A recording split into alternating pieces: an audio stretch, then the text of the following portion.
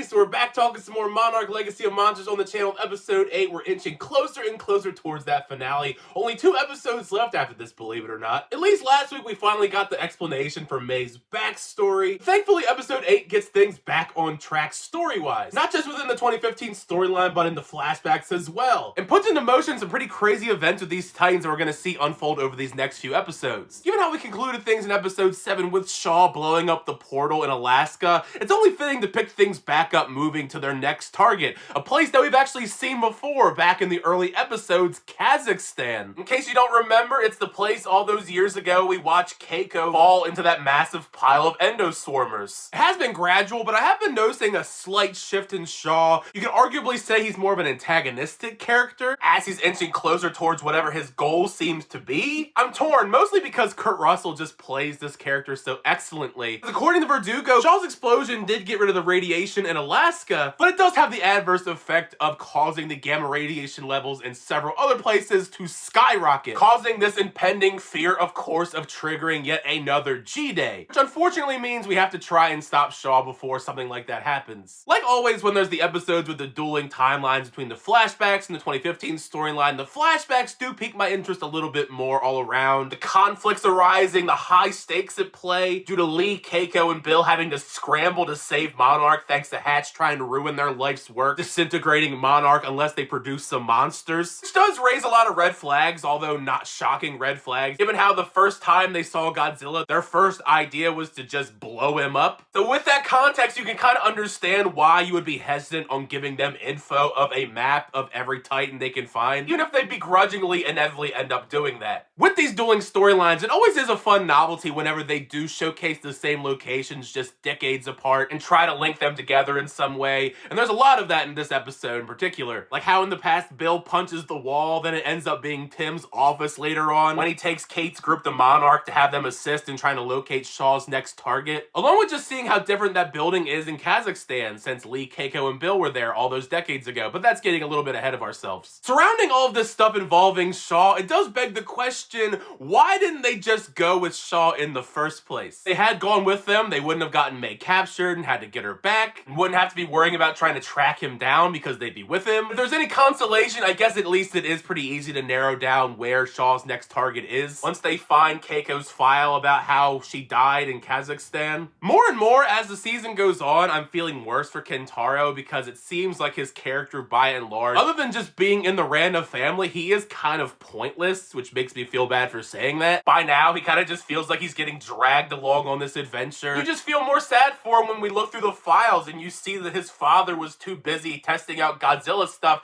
over celebrating his 18th birthday. And that's coupled with it seeming like with the tail end of episode 8, he's probably not going to be integral to everything going on in the next couple episodes. Now, previously I have said that I didn't really buy into the future relationship between Bill and Keiko just because the romance seemed to be blossoming between Keiko and Lee a little bit more, but now I'm starting to kind of understand why she may have chosen Bill over Lee when they're sharing more of a connection here. Having these multiple moments together, I don't know about you guys, but I found the shot of Lee lingering behind them during this a little bit ominous. The sequence that really seals it for me with Bill and Keiko is a major scene that happens later on in the episode between them, because there are some pretty big reveals by and large. Firstly, just the beginnings of what will inevitably become the Hollow Earth theory that we see showcased in Godzilla vs. Kong. We know that it's true, but they don't know that yet. There's a whole other world going down in Hollow Earth. However, it was the other reveal that I thought was really interesting, because it turns out that Hiroshi is already alive. He's been kept a secret all this time, and he's from a previous relationship that she had and was keeping him a secret from them while pursuing the project with Monarch.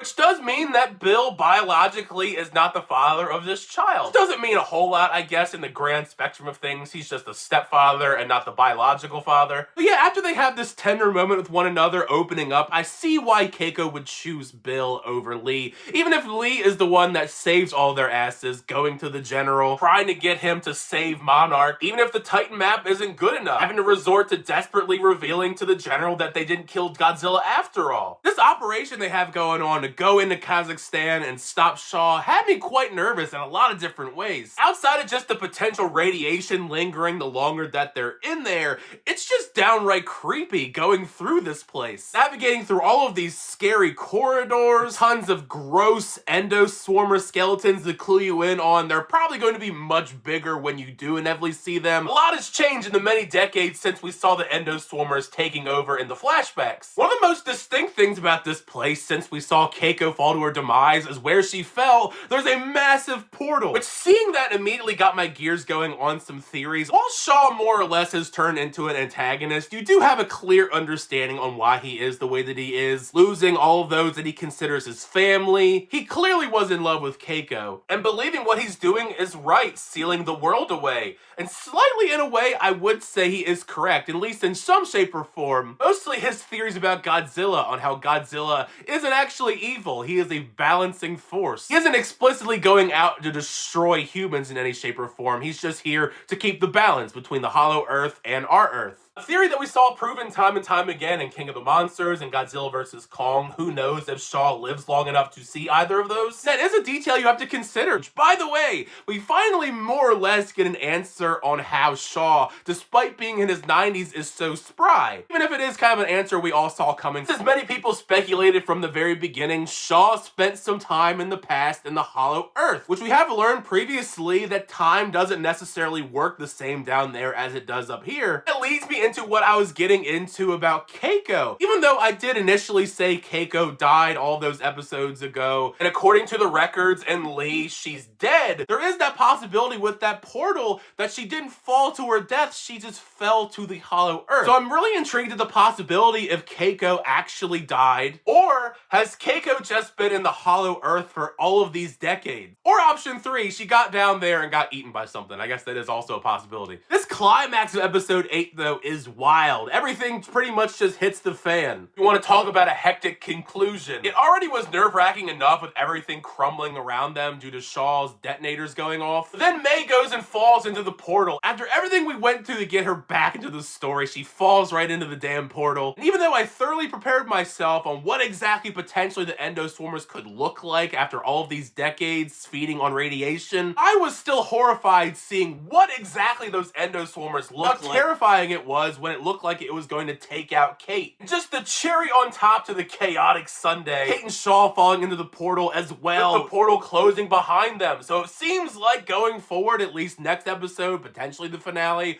we're going to be seeing a whole lot more Hollow Earth. Not entirely sure what's going to happen with like Tim and Kentaro, the people that actually didn't get sucked into the hole. But unfortunately, they're not that important, I guess, to the story going forward. I really think we're ramping up to 2 quite insane episodes to cap off this season of Monarch Legacy of Monsters. Let me know down below, however, how did you feel about episode 8? Did you like the episode? Did you not like the episode? How did you feel about all the big reveals? And as always, thank you guys for checking out the reviews. I always do appreciate it. Make sure to like on the video and also subscribe to the channel to update reviews, reactions, unboxings, and more. But next time, see you guys later.